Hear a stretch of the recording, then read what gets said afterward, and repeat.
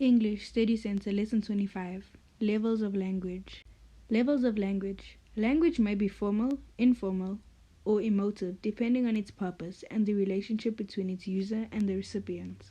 Formal language. This is the language needed in situations which demand respect and sophistication. For example, a job interview, debate, or written essay. Vocabulary is carefully chosen to express oneself accurately and coherently. Sentence structure is varied. Simple, compound, and complex sentences are used. Formal grammar is used.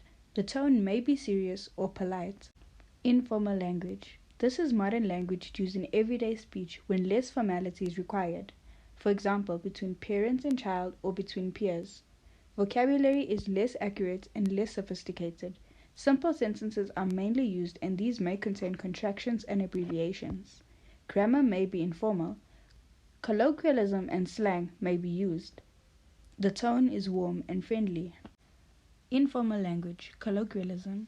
Colloquial language is the ordinary, everyday speech of a particular place and time period. It is informal, casual, and conversational. Contractions such as I'm and we've are colloquialisms that make language read and sound natural and convincing.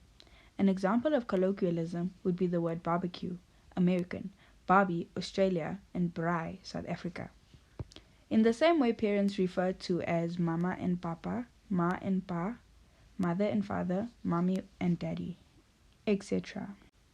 Informal language, slang. Slang is informal, made-up language that is found in a particular place at a particular time. Each generation formulates its own brand of slang, and these words are usually passing phrases.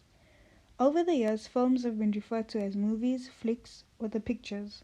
Slang is often used to promote hip or cool image. It is usually made up by a certain group of people, for example, teenagers, then copied by others, and may later be accepted into colloquial spoken language. Informal language, slang. Use of slang can be undignified, but at times may be humorous and expressive. If a teenager tells another teenager that he will get money from his old man, this is acceptable. However, if he tells his headmaster that he'll get money from his old man, this is insulting and inappropriate. Informal language, jargon. Jargon is the inside language of words, phrases, or expressions used exclusively by particular groups of people or professions. The medical profession, the media, and the computer industry each has its own jargon. Each sport has its own jargon. Bowlers talk about the kitty, deliveries, and talking grass. Golfers talk about birdies, eagles, and the 19th hole. You are living in the computer age. Computer jargon such as a mouse, byte, service provider, download, software, and hard drive is probably familiar to you. Politically correct language. In modern times, we are careful to avoid words that refer to age, gender, race, social status, physical appearance, and physical or intellectual disabilities. We often replace offensive words with euphemisms. These words tend to change with time. The chairman or chairwoman is now referred to as chairperson. Old people are referred to as senior citizens. A housewife may prefer to be called a home executive. The modern woman, married or unmarried, may wish to be referred to as Miss. Emotive language. Emotive language appeals to emotions rather than to intellect, subjectivity, and objectivity. Subjectivity is personal and biased. It is a one-sided point of view. For example, I think she has passed with flying colors. Objectivity is fair and unbiased. It takes all sides into account and is not influenced by personal feelings. Based on her marks, she has passed with flying colors. Fact and opinion. Most statements reflect facts or opinions. A fact is a definite statement that is unquestionably true. For example, the Nile is the longest river in Africa. An opinion is based on the subjective or emotional views of the writer or speaker. Shakespeare is extremely interesting to read. Denotation and connotation.